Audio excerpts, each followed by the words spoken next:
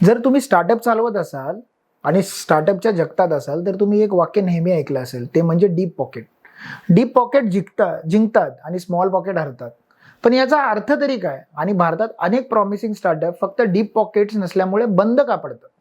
तर चला मग आज हे सगळं समजून घेऊ. नमस्कार मित्रांनो, मी सीए दीपक पात्रे. आजच्या केस स्टडीमध्ये आपण समजून घेणार आहोत की डीप पॉकेट कन्सेप्ट याचा स्टार्टअपवर होणारा परिणाम आणि यातून प्रत्येक उद्योजकाने काय शिकायला हवं.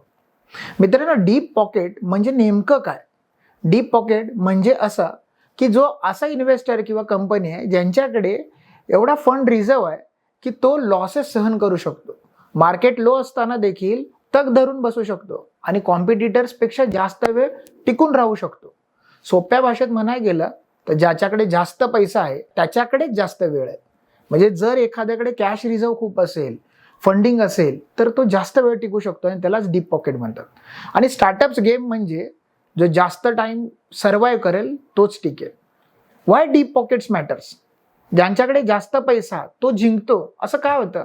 भारतामध्ये झोमॅटो, स्विगी, ओला, उबेर, ॲमेझॉन, फ्लिपकार्ट अशा कंपन्यांची सुरुवातीला वर्षानुवर्ष लॉस केला. का? कारण त्यांच्या मागे होते deep pocket investors. SoftBank, Tiger Global, Sequoia, Temasek इत्यादी इन्व्हेस्टर. स्मॉल स्टार्टअप्स प्राइस वॉरमध्ये तर उतरलेत, पण काही महिन्यातच बंद पडले, कारण त्यांच्याकडे दीर्घकाळ लॉस सहन करण्याची क्षमता नव्हती. कस्टमर ॲक्विजिशन, जितना पैसा उतना मार्केट शेअर. आता जर याचं एक्झाम्पल बघायला गेलं तर झोमॅटो वर्सेस टिन्यूओव्हल. टिन्यूओव्हलकडे पैसा संपला, परिणाम काय झाला? तर कंपनी बंद. झोमॅटोकडे पैसा होता, बाजारामध्ये डॉमिनन्स क्रिएट करू शकले. 2023-25 मध्ये फंडिंग विंटर आलं आणि त्याच्यामध्ये डोन्झो, फ्रंट रो, लिडो, लर्निंग सारखे स्टार्टअप बंद पडले. पण बिग फंडेड स्टार्टअप सर्वायवल झाले. का? कॅश बंद जास्त होता, रनवे कमी होता आणि इन्व्हेस्टर पॉकेट शॅलो होतं. Aggressive expansion require deep reserves. Byju's, Paytm mall, Snapdeal funding मिळाली, पण बर्न जास्त होतं. जेव्हा इन्व्हेस्टरने पैसे थांबवले तेव्हा ते टिकूच शकले नाही. आता या सगळ्याचा स्टार्टअप्सवरती कशा पद्धतीने परिणाम होतो आणि विदाउट डीप पॉकेट काय होऊ शकतं? तर जास्तीत जास्त 6 ते 12 महिने तुम्ही रनवेवरती राहू शकता. प्राइस वॉरमध्ये तुम्हाला प्रवेश मिळणार नाही. कस्टमर ॲक्विजिशन खूप कमी होईल.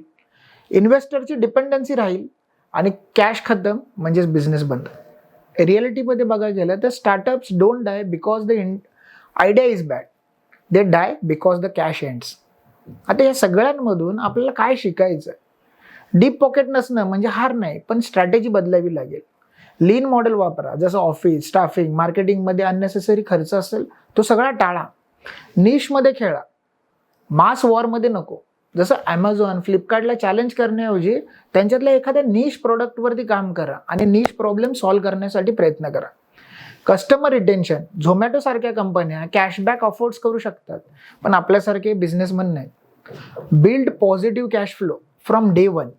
हर ग्राहकवर नफा हा निर्णय छोट्या स्टार्टअपसाठी खूप महत्त्वाचा आणि अनिवार्य आहे. Cash flow is the king, funding is the bonus.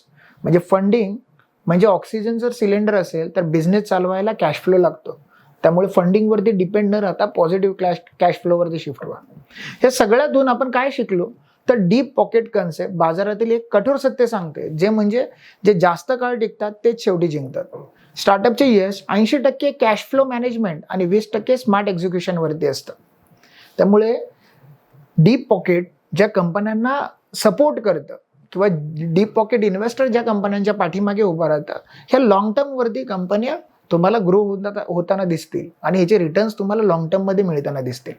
मित्रांनो, अशाच जर काही कॉन्सेप्ट तुम्हाला अधिक डिटेल पद्धतीने जर समजून घ्यायचं असेल किंवा तुमच्यापैकी एखादी अशी काही कॉन्सेप्ट असेल की जी तुम्हाला डिटेलमध्ये समजून घ्यायचं असेल तर मला खाली कमेंटमध्ये कळवा. आणि अशाच पद्धतीच्या केस स्टडीज किंवा अशाच पद्धतीच्या डिटेल एक्सप्लेनेशनसाठी आपण मला कमेंटमध्ये कळवू शकता, जेणेकरून मी पुढच्या वेळेला त्या विषयावरती एखादा व्हिडिओ बनवेल.